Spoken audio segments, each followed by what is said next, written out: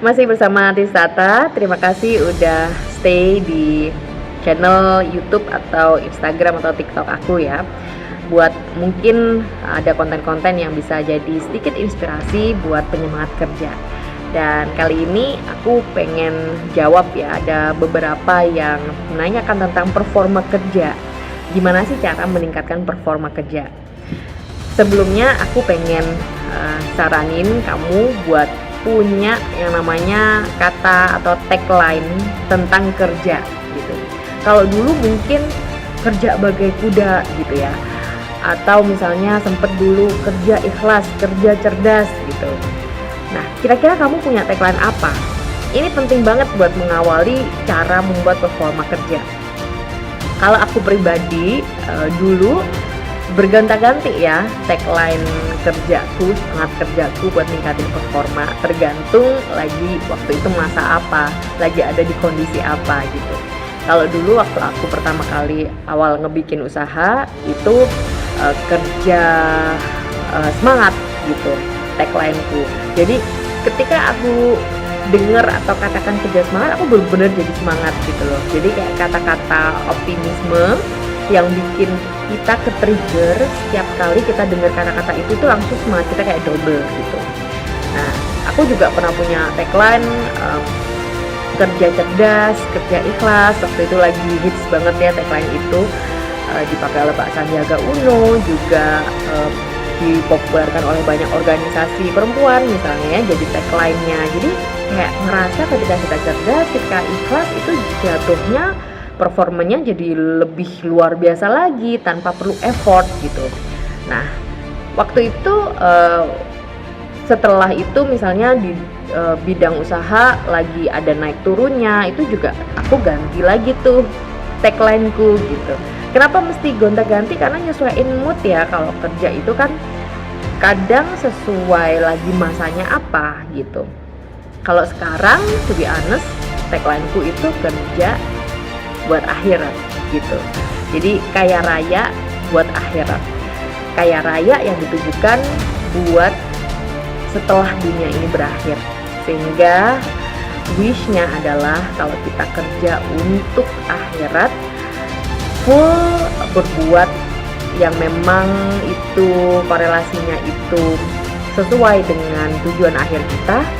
Harapannya urusan dunia ini mah kecil gitu ya, akan diselesaikan dan dibantu Tuhan untuk berlimpah dengan mudah sekali gitu ketika kita niatkan diri untuk kerja untuk akhirat, untuk masa depan kita nanti di surga gitu ya. Nah, itu tuh kerjaku sekarang ya, prinsip kerjaku. Kira-kira kamu punya prinsip kerja apa gitu? Karena niat itu awal dari sebuah performa kerja yang luar biasa. Jadi sebelum kita ngomong soal teknis secara performa kerja itu biar meningkatkan atau double atau triple itu kayak apa, tetapkan dulu niat kita kayak apa. Coba ditulis ya, kira-kira aku kerja titik gitu ya. Misalnya kerja bahagia. Nah, itu oke juga. Jadi ketika mendengar kata-kata kerja bahagia, kamu tuh ngerasa kayak wah, aku mesti ngelakuinnya karena aku mau semakin kerja semakin bahagia gitu ya. Nah, atau misalnya kamu punya tagline beda lagi, misalnya kerja smart gitu, atau misalnya kerja untuk orang tua, atau kerja berkah, kerja berlimpah, atau misalnya kerja untuk orang lain, atau kerja untuk masyarakat, atau kerja untuk aktualisasi diri. Apapun tagline kata-kata yang di belakangnya kata kerja itu yang penting. Kalau kamu nggak punya dictionary tentang kata-kata positif, kamu bisa ngelihat semua video-video aku, mungkin kamu bisa nemuin inspirasi kata-kata apa yang optimisme, mendukung kinerja gitu ya. Atau misalnya kamu banyak baca, banyak coba juga mencari dalam diri kata-kata positif apa yang bisa menunjang kinerja kamu. Nah, kalau udah selesai aman niat sama kata kunci kinerja tadi, hal berikutnya adalah kamu mulai ilangin distraksi.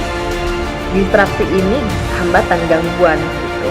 Kayak misalnya gadget gitu gitu. Ketika kita ngeliat banyak sosial media di mana banyak informasi yang nggak penting, yang nggak kita butuhkan, yang nggak mendukung performa kerja kita, itu totally distraction.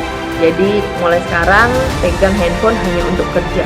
Ketika kita udah mulai pengen scroll, taruh, kita alihkan ke hal lain, kemudian kita baru balik lagi untuk benar-benar urusan kerja. Caranya gitu untuk menghindari distraksi ya. Distraksi berikutnya mungkin pengaturan manajemen waktu yang kurang pas. Misalnya kebanyakan nonton film boleh, tapi tepatkan di waktu tertentu. Atau misalnya hangout, nongkrong sama temen. Nah, gunakan manajemen waktu, benar-benar mana waktu untuk social life, waktu untuk keluarga, waktu untuk diri sendiri gitu ya, waktu untuk hobi kita, dan waktu untuk kerja. Dan di antara porsi-porsi waktu-waktu ini, pakai waktu yang paling produktif adalah untuk kerja gitu, karena kita ngomongin soal performa kerja kan. Misalnya porsinya sekitar 60% untuk weekdays. Jadi Senin sampai Jumat full aku mesti mikirin dan melakukan hal untuk kerja. Misalnya Sabtu Minggu untuk relax, untuk keluarga dan lain-lain gitu ya. Nah, kemudian kalau kita udah bisa realisasi, kita udah fokus sama kerja kita, pilih kerja yang sesuai sama minat kita. Kita tuh sukanya apa? Nah, terus kamu bisa di posisi terdekat.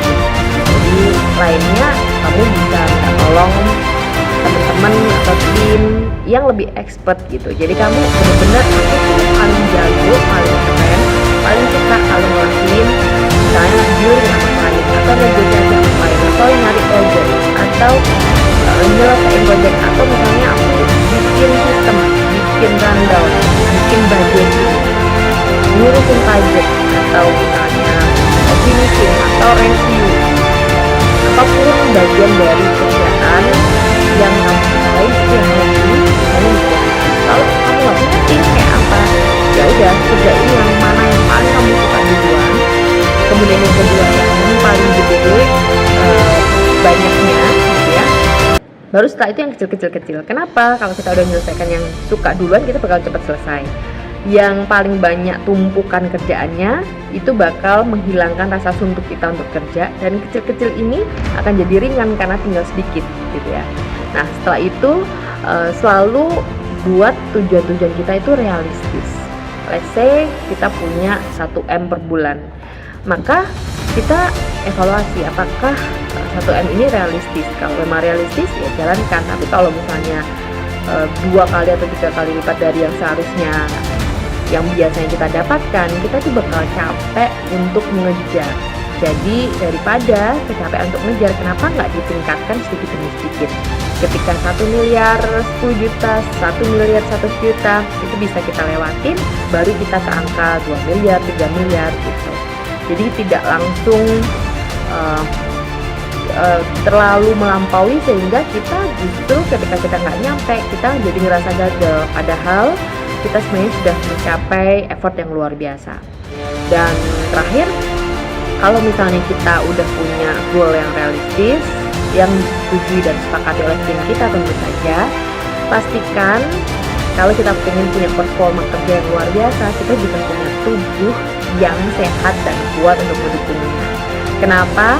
Karena seseorang yang 2 kali lebih cepat dibandingkan orang lain itu juga perlu energi dan tenaga dan doa tentu saja yang juga double dibandingkan orang lain. Jadi pastikan makannya asupannya bergizi, pikirannya positif, perkataannya selalu yang optimis, sikap tubuhnya yang keren gitu ya, yang keren dalam arti selalu membuka diri untuk rezeki datang.